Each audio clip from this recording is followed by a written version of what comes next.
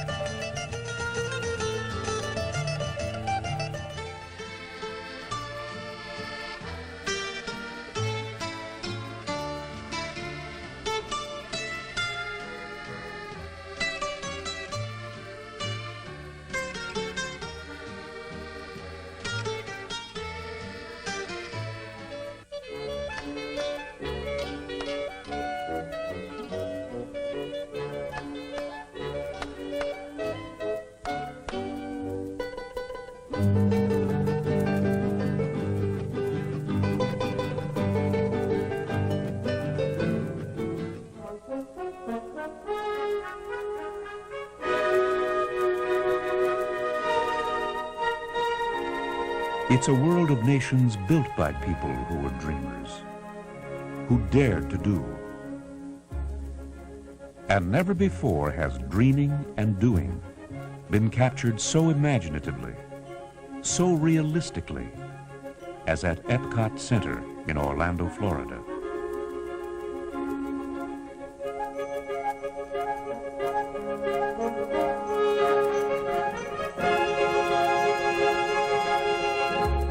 EPCOT Center, experimental prototype community of tomorrow. A dream into reality creation of Walt Disney.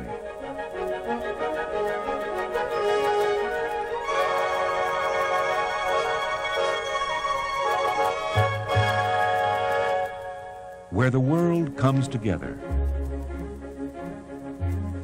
A world showcase for the imagination and the ingenuity of science and industry. A dramatic celebration of organizations and people who have always been, are now, and will continue to be on the leading edge of technology in their fields. Where a future world is here now, and where dreams become reality.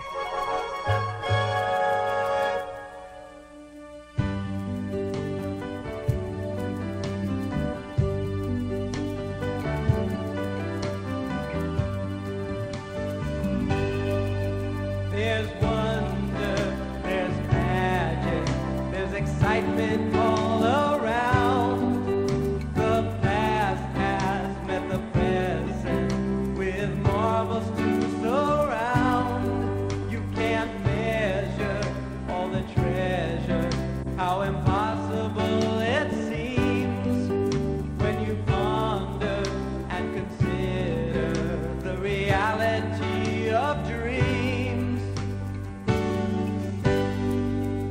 There's striving, there's daring, bold adventures that await.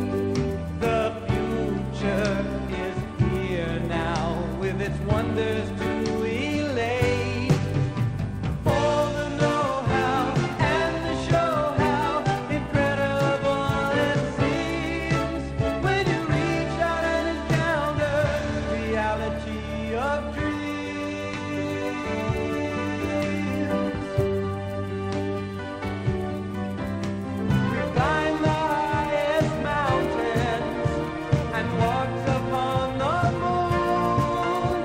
Explore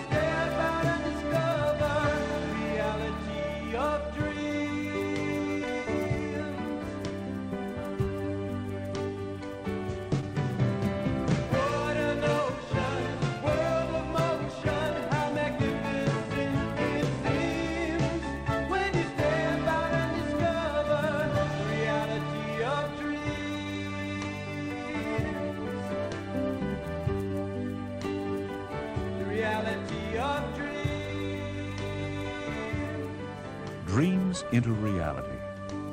It happened with EPCOT Center. Designs, and still more designs, took shape and then emerged into form and function. Technical know-how and artistic know-how worked side by side to turn the dream of EPCOT into solid reality. For years, Walt Disney had a dream of telling the story of American industry, the benefits of the free enterprise system. He died before he could ever accomplish this, but the Disney organization attempted to carry this out after his death. They soon realized, though, that this was more than they alone could accomplish. So they asked several leading companies in the American industry to help them, to act as sponsors of the various pavilions. General Motors was asked to sponsor the transportation pavilion. It was called A World of Motion. And we literally became partners with Disney in telling the story of transportation. Of course, industry has always been represented in Disneyland and in the Magic Kingdom at Walt Disney World, but in this project it was fundamental that industry be involved, because we took the point of view from the beginning that we are not in any of these businesses. We're not in the transportation business, we're not in the food business, we're not in the energy business. We are entertainers and communicators, and that is what Disney brought to the table. The World of Motion ride, portraying the history of transportation, I think it's humorous. I think general public really enjoyed going through this, and done the way Disney portrays it, is with all the animation and the robots that they use in there. It's great. We've also added on the lower level an exhibit area which we call Trans Center. This stands for Transportation Research Center. And this is where we attempted to portray to the public what the future of transportation might have for them. We started basically thinking about how things would be in the year 2025, what automobiles would look like, what a design operation would be in the year 2025, possibly what the vehicles would really look like, the interiors. Some of our stuff got so way out, it became austere. We then put warmth into it. The Disney people joined us, put some pizzazz into it, some show business. The Bird and the Robot's an example. Instead of having just robots, they had birds talking to robots. They had the water engine story, which is a very warm, interesting story, and power. It isn't technical, but you walk away understanding alternative parts of power. There's no way that in 20 minutes or 30 minutes you can ever know the whole history of the world of motion or the whole history of energy. But if we can get people excited enough to find out more and to pursue their interests, that's really what we're after, to turn people on. We wanted to come across to the world public, not only the domestic public, but everyone throughout the world, that we were #1 in high technology of transportation. I think that was really our goal. So everybody look at GM and say, we've covered transportation from now into the year 2025, if you will. General Motors' World of Motion. A through-the-years portrayal of man's quest for easier, faster, more comfortable mobility. A tribute to man's desire to be free, and the know-how and imagination that turned this desire into reality in today's world of motion. Something different about the world of motion in the sense that it really is divided in the two parts, you might say. The first is the Disney show ride, and the Disney show ride is designed to be fun and to be entertaining, and also to set up what comes after in the Trans Center. And I think this was a unique marriage in many terms. One, in marrying the real world, which is on the Trans Center, with the fun and the entertainment, which is in the show ride. And the other thing that was unique is that this is really the first time that we have worked with an organization that had a very talented design staff itself. Designing a major exhibit like the Transportation Pavilion at EPCOT isn't something that we do every day, like designing cars. However, the process of design is much the same. You first start trying to conceptualize the overall idea. Then you try to refine this through tighter sketches. Eventually, you'll go into a model, three-dimensional model of some sort. Probably one of the most interesting ones was the wind tunnel concept. Originally, when the designers and myself got together and we sat down and talked about it, we thought it would be neat to envision the viewer or the person as a particle of air rushing through a wind tunnel, through the propeller blades, and across the car. We took that concept and took a trip through the wind tunnel, the GM wind tunnel, and thought maybe we could mock that up, the propeller blade up, and actually walk through it. So we used a mirrored ceiling concept and mocked up half of it because we couldn't fit the whole 35-foot diameter propeller blade into the building. You know, there were something like 13,000 people around the world who worked on this project, and that goes from the artist drawing a single figure, for example, some of the animation in the world of motion, to and the engineer trying to figure out how to support Spaceship Earth that we see back here.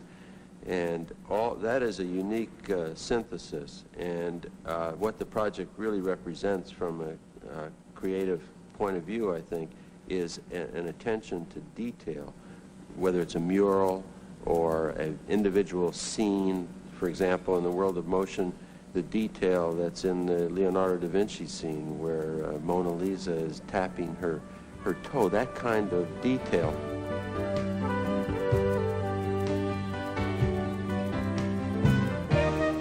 The General Motors world of motion, where the same careful recreation of the past can be seen in the quality workmanship of the present, and certainly in the advanced technology of tomorrow.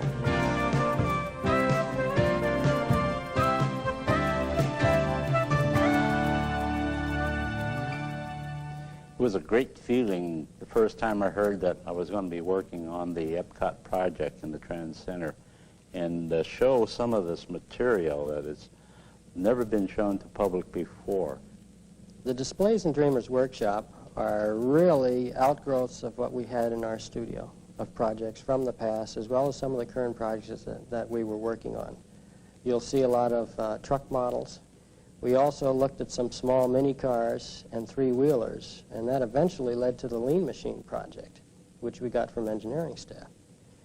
They had been working with the concept for quite a while, but it was really a chassis and mechanical components, buck. But what we decided to do was add some form to it, maybe even get it into the wind tunnel to see if it had any aerodynamic potential. We developed scale models and actually worked out a full-size clay model and put it into our full-size tunnel and got some of the lowest aerodynamic readings in the auto history.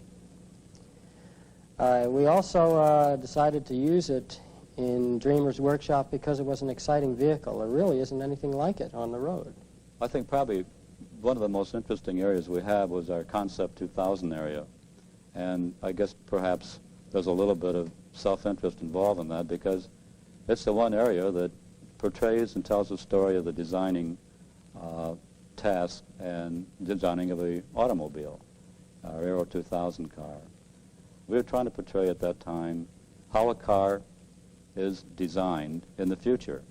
And we had gone way, way out beyond what we finally portrayed, but we did put in a CRT, which is like a TV screen in which you could sit in front of it and actually design some of the contours and the shapes and look at the car, and we could rotate the car around on the television screen and take it from a plan view and put it all the way through these various positions and evaluate it. And then we, in turn, portrayed how we work on paper, in which we take sketches starting out in very, very pencil rough form, much like this, and then we start to block in some of the gray values in the background areas, and then come in and throw in some color and a bit more background and come up with a concept. We also take it from this point and go into what's called a seating buck. This is a skeletonized car that has all the interior and the drivetrain and the powertrain componentry all inside. You can see right through it. And the final piece we have in our Concept 2000 is the actual full-size fiberglass car. Roger Smith signed the first contract for a company to be part of EPCOT Center. And so everything we did became the landmark and setting the pattern for everything that came after. Among other things, it has more audio animatronic or animated figures, three-dimensional figures, than any show that we've ever done, including those in Disneyland and the Magic Kingdom. And it really was our trendsetter in establishing everything that went after it in EPCOT Center: size, methods of installation, how we were building the show sets. Almost everything fell off from the first show, which was the World of Motion.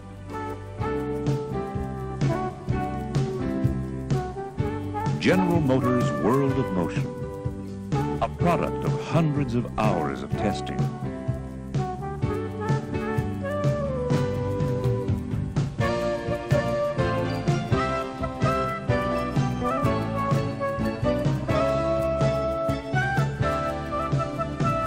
High-quality standards.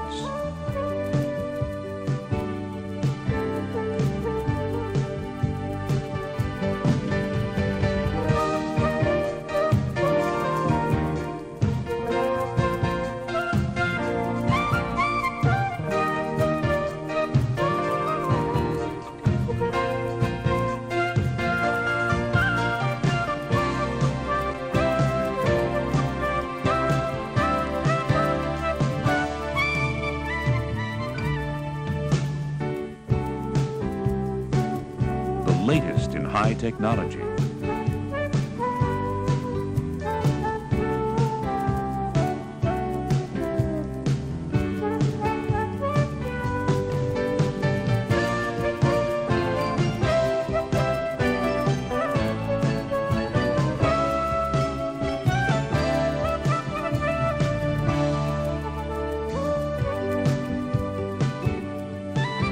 Reflecting the kinds of research, design, building, testing, and search for the new that bring each GM vehicle from a dream to reality.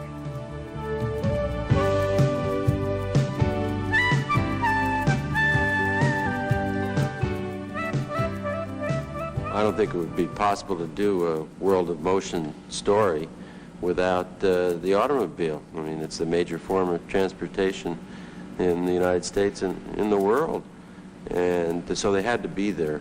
But the challenge was to lead people to the automobiles in a way that they wanted to see them, and not that they felt that they were being forced to see them. So we wanted to entertain people, to give them information, to make them want to visit the automobiles. And if you go through the World of Motion, they're in an area that people don't have to go into. They've already experienced the Trans Center without ever going in and sitting down in an automobile, touching it, but they want to.